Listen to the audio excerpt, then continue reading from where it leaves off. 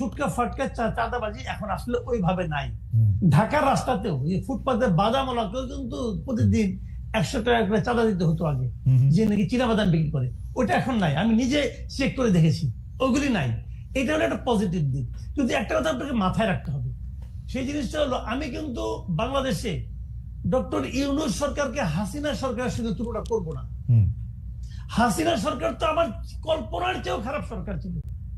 তাদের দৌরাত্ম্য, তাদের দাপট, তাদের অনিয়ম, দুর্নীতি, এটার সঙ্গে আমি কোন সরকারকে তুলনা করবো না। সেটা এক জিনিস। ওইখান থেকে আমরা মুক্তি পেয়েছি। মুক্তি পাওয়া মানে এইটা এখন যে পেয়েছি, এটাই যে আমাদের প্রাপ্তি, এটাই যে আমাদের প্রত্যাশা, তা কিন্তু নয়। আমরা কিন্তু নিয়মতান্ত্রিক সরকার চাই। কেন চাই সেটা আমি বলি।